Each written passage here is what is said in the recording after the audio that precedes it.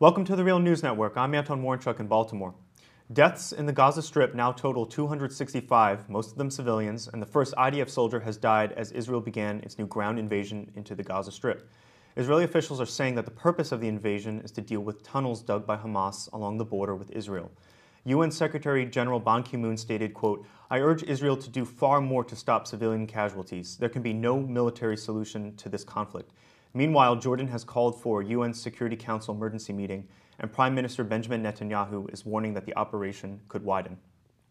Now joining us to give her analysis of the situation is Phyllis Bennis. Phyllis is a fellow and the director of the New Internationalism Project at the Institute for Policy Studies in Washington, D.C. She is the author of many books, including Understanding the Palestinian-Israeli Conflict, a primer. Thanks for joining us, Phyllis. So, Phyllis, let's get your response to the news that Israel is launching a new ground invasion into Gaza. This was the escalation that everyone was expecting. It came in the middle of the night. It's been a dramatic escalation in the air war in particular, as well as the ground invasion. From what we understand, the Israeli troops are remaining relatively close to the edges of Gaza. They have not gone completely to take over the strip yet. But the bombing from the air and from the sea, from Israeli naval ships, has intensified dramatically overnight.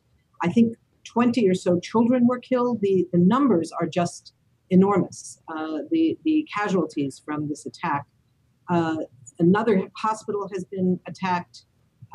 People have had to be moved out of UNRWA schools where they had tried to take shelter, because those schools appear to be targeted and they're having to be moved by the United Nations into other shelters. Basically, Gaza has nowhere to run.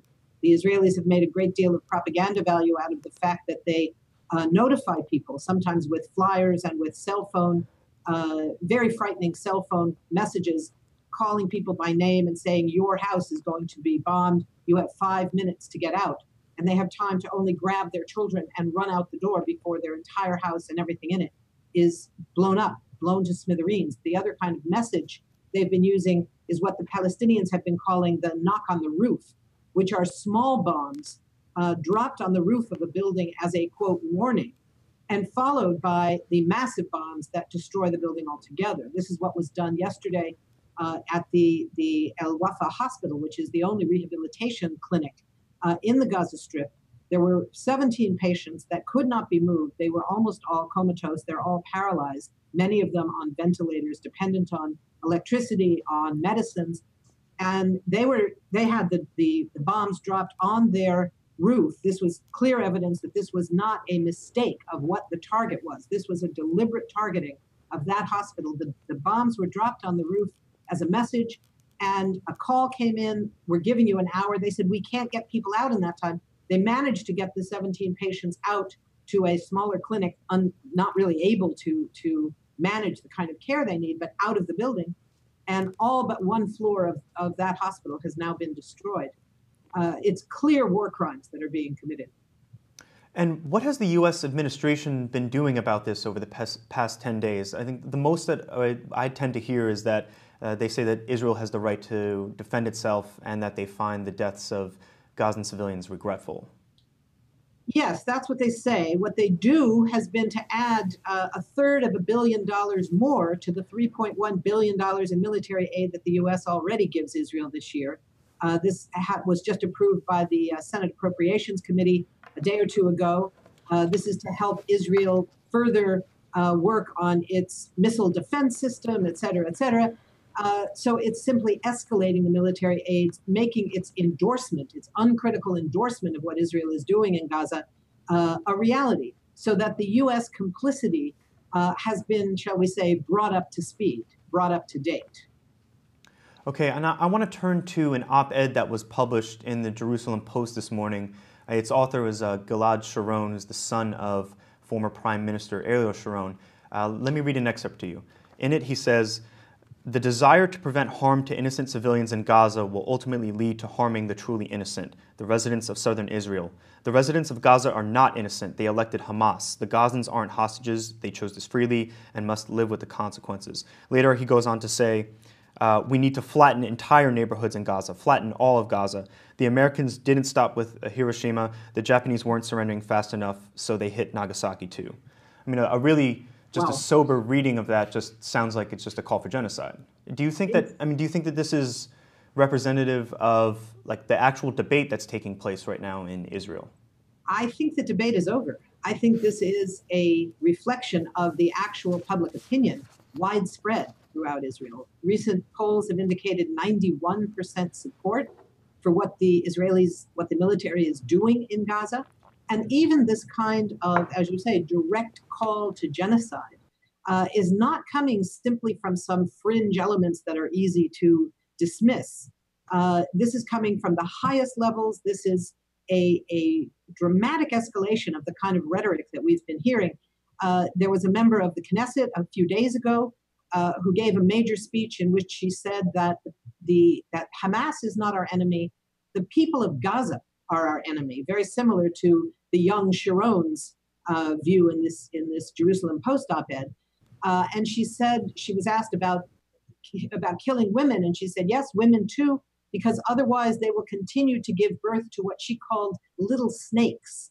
Little snakes was her term for Palestinian babies. It was so reminiscent, Aaron, of the kind of language that was heard in the United States during the wars of genocide against Native Americans, when Indians were considered vermin. And there was a famous statement from one of the generals who was asked, what about the children? And he said, nits make lice, kill the children too.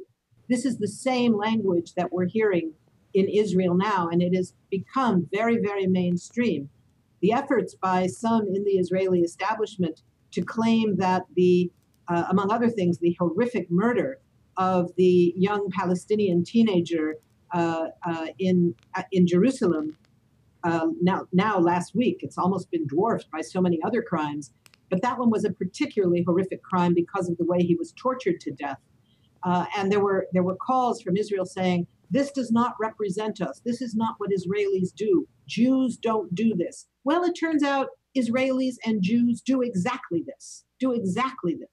And the notion that this is somehow a fringe element that can be dismissed or can be disregarded, or we can somehow distance ourselves from it, simply doesn't match the reality of where political opinions are right now inside Israel. Okay, and now let me give you the big question, which is, what do you think is possible or what can be done right now to bring an end to violence, and what needs to be done for there to be a long-standing, more permanent ceasefire? Hamas has made very clear what its demands are. They're actually surprisingly modest. I was expecting more difficult demands, if you will. Essentially, all they're actually asking for is an end to the already illegal 8-year-long blockade of Gaza, meaning that the openings between Gaza and Israel, and particularly Gaza and Egypt, be opened. And number two, the release of prisoners narrowly defined to only those prisoners who had been released in the big prisoner exchange 2 years ago and who were rearrested in the last several weeks in the massive raids across the West Bank, in which over 800 Palestinians were arrested, about 28 of them Palestinian parliamentarians, and about 50 of them people who had been released from prison in that prisoner exchange and were now picked up again, no charges brought, not charged with anything, but simply being held in prison. So they're asking that those prisoners be released and an opening of the Rafah crossing to Egypt. Those are very, very small demands. What I'm afraid of, what we're going to see again, as we did the other night when we saw that sort of fake call for a ceasefire, which I think was very clearly designed by Israel in collaboration with Egypt, along with Tony Blair and some from the US that were involved in planning it, initiating a call for a ceasefire, knowing that the Palestinians could not accept it because it didn't match any of their very small demands. But it made Israel look very good. We said there was a ceasefire. We stopped firing for 6 hours. What more do they want? Well, what they want is an end to the illegal siege, not a return to what it was the day before this massive bombardment began, and the release of prisoners who never should have been arrested in the first place. Very small demands. What has to happen to make that possible is massive pressure on Israel. Now, we know that's not going to come from the United States. So one of the key questions is Europe. Europe has already, in recent months, been escalating very, very slowly, very, very gradually, very hesitantly, but nonetheless escalating their pressure on Israel. They have engaged in a number of efforts to deny access to European funding to institutions in the occupied territories, for instance.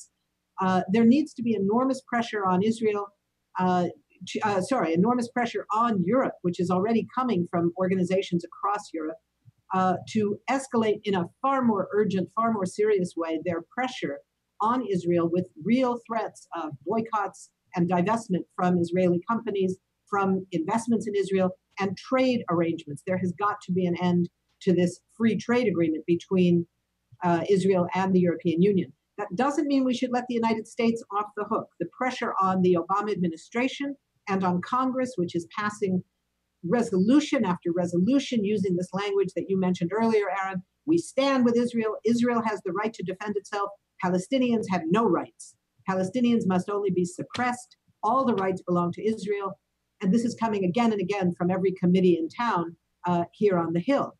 But we're not expecting that to lead to serious pressure on Israel. So there's got to be continuing pressure to end the military aid, let alone the escalating military aid, and pressure globally. There is a global movement underway right now to escalate on every government to stop buying weapons from Israel, to end the arms trade with Israel, and in fact impose an arms embargo, something that was called for at the United Nations many years ago. There's calls for all of this. The question is political will. It's not hard to figure out what has to happen. The problem is what countries are going to be prepared to stand up to the United States and make it real. Okay, Phyllis Bennis from the Institute for Policy Studies. Thanks for joining us. Thank you. And thank you for joining us on the Real News Network.